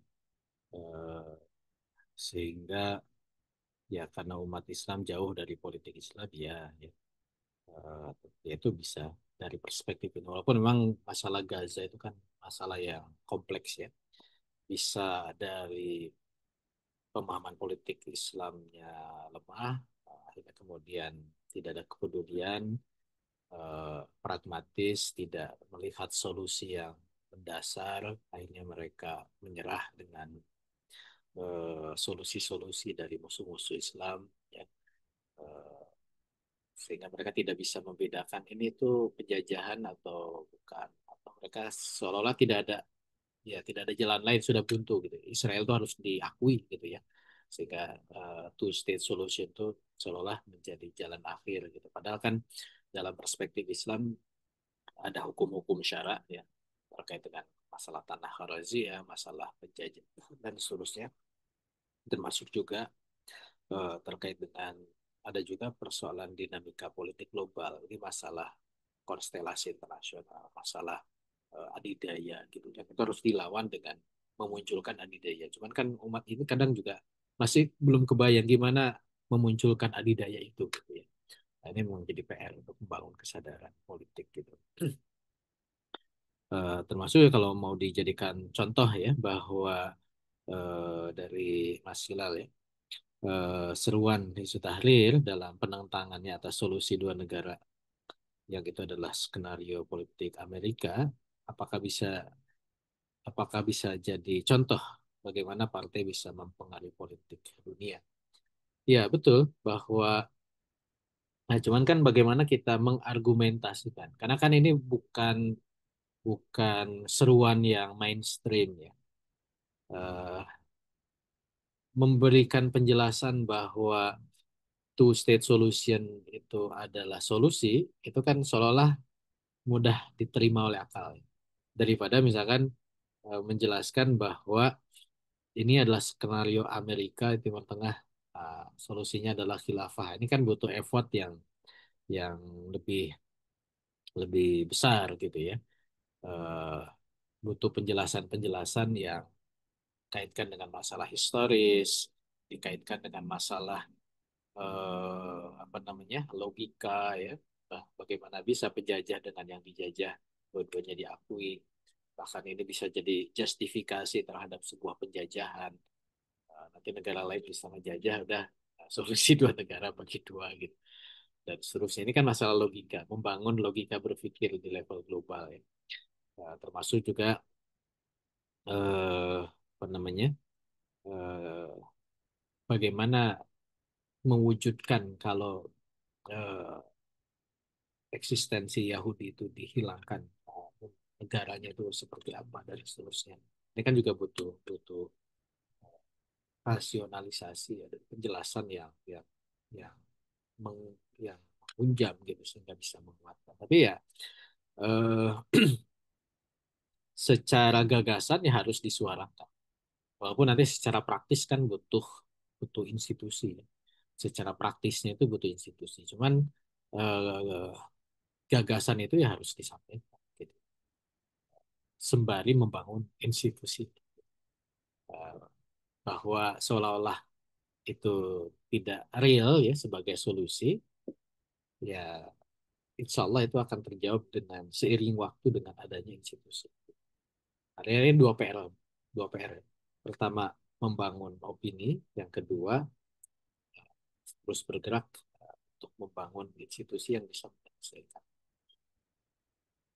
Makanya harus segera gitu ya untuk membangun kesadaran umat supaya institusi itu bisa dimunculkan kembali. Dan sebenarnya semakin semakin reasonable gitu institusi. Cuman kan ini harus menyentuh kepada pihak-pihak yang punya kekuatan ya, ahlul kuwah gitu ya. di mana mereka itu bisa dibangun kesadarannya bahwa harus begitu dan mereka yakin dan ini juga harus didorong dengan keimanan yang kuat, yang kokoh gitu ya, sehingga mereka tidak lagi terbeli oleh kepentingan-kepentingan duniawi dan kepentingan-kepentingan asing, gitu, sehingga perjuangan itu bisa diraih, insya Allah. Walau Ya, Alhamdulillah. Syukran Ustaz. Alhamdulillah, Bapak Ibu jamaah sekalian, pertanyaan sudah terjawab semua. Ya, sepertinya tidak ada pertanyaan yang terlewatkan ya. Sudah semua. Kira-kira ada yang ingin disampaikan Ustaz sebagai closing statement, Ustaz? ya, ini nanti masih nyambung dengan bab terakhir ya, tentang kesadaran eh, politik ya, insya Allah kita bahas minggu depan karena eh, sebagaimana yang tadi saya sampaikan di awal bahwa ini menjadi apa eh, penegasan ulang di kitab ini terkait dengan bagaimana membangun mafahim sia-sia pemahaman politik itu, politik yang seperti apa, politik yang berpengaruh dan itu harus dibangun dengan kesadaran. Dia akan dikuatkan di pembahasan terakhir. Insya Allah.